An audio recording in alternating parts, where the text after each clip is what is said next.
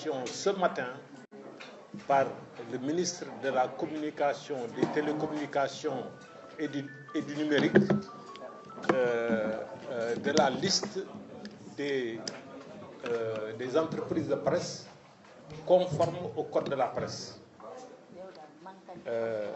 Ce 3 décembre 2024 est vraiment une date macabre pour la liberté de presse au Sénégal.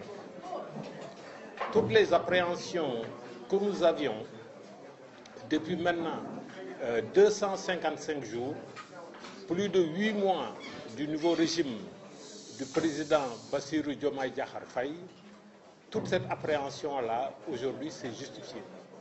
Nous sommes simplement scandalisés, abasourdis par les déclarations du ministre de la Communication du gouvernement du président Bassirou Diomaye Diakhar Faye. Pour en tirer des conséquences de droit qui sont en réalité totalement, disons, inadaptées. Donc, dans sa communication aujourd'hui, le ministre non seulement n'a reconnu, je mets reconnu entre guillemets, que l'existence légale de 111 médias, mais en plus de ça, il a donné un ultimatum pour que les entreprises de presse, les différents médias qui ne se mettront pas à jour dans les 72 heures, que ces entreprises de presse-là n'auront pas existence légale sur le territoire sénégalais. Mieux, dès le prononcé de sa liste de 111 médias, tous les autres médias sont illégaux à compter d'aujourd'hui. Donc voilà la situation à laquelle nous avons abouti avec les agissements du ministre de la Communication. Bien entendu, n'importe qui peut comprendre que ces actes-là sont totalement illégaux et ne sont pas conformes ni à la Constitution du Sénégal, ni au Code de la presse. Maintenant, c'est une bataille d'abord d'opinion qui va se jouer entre le ministre de la Communication et les acteurs des médias. C'est notre existence même aujourd'hui, en tant qu'entreprise des médias, en tant que médias, c'est notre existence qui est menacée. Et contre cela, nous allons réagir.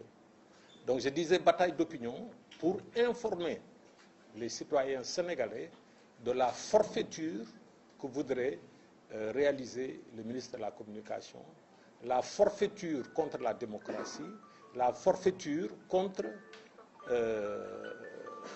la liberté de presse au Sénégal. Et bien entendu, nous allons nous battre par tous les moyens de droit également, parce que nous sommes dans ce que nous voulons, un état de droit, et nous allons donc, du point de vue de la justice, tenter d'infirmer donc l'arrêté, les deux arrêtés pris par le ministre de la Communication, un premier arrêté du 29 juillet 2024 et un second arrêté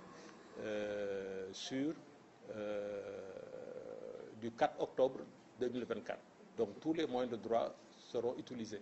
De la même manière, nous allons faire une jonction d'abord entre tous les acteurs des médias, que ce soit le patronat, que ce soit les autres acteurs, les travailleurs des médias, la presse en ligne, les radios communautaires, la convention des jeunes reporters, tous pour faire front contre ce que j'appelle la forfaiture du ministre de la Communication, la liberté d'entreprendre.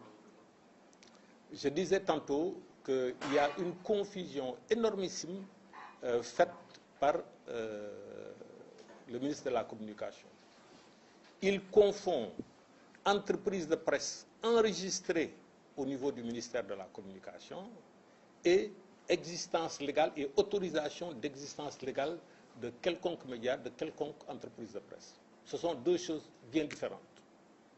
l'enregistrement des médias au niveau du ministère de la Communication permet à l'État du Sénégal de dire quelles sont les entreprises commerciales qui peuvent avoir le statut d'entreprise de presse. En octroyant ce statut d'entreprise de presse aux médias et aux entreprises qui sont enregistrées au ministère de la Communication, ces entreprises de presse pourront bénéficier des subventions de manière pourront donc accéder au marché publicitaire de l'État. Il ne s'agit pas, à la place de l'enregistrement, de valider une existence légale ou pas. Ce n'est pas du ressort du gouvernement de manière générale de valider une existence légale des médias au Sénégal ou non. Donc, cette mauvaise compréhension de l'Intérieur de quasiment fermer tous les médias que lui, en tant que ministre de la Communication, il n'aurait pas validé, c'est-à-dire les 111 médias. Et parmi les 111 médias, il y a... ne soit pas.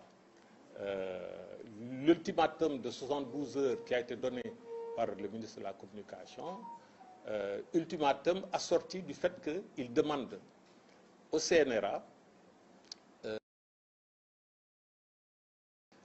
au ministère de la Justice et au ministère de l'Intérieur de quasiment fermer tous les médias que lui, en tant que ministre de la Communication, il n'aurait pas validé. C'est-à-dire les 100... Et parmi les 111 médias, il y a entreprises de presse, beaucoup de médias qui ont pignon sur rue depuis plusieurs années et qui sont même antérieurs à l'adoption du Code de la presse de 2017, qui ne sont pas aujourd'hui reconnus, entre guillemets, par le ministre de la Communication.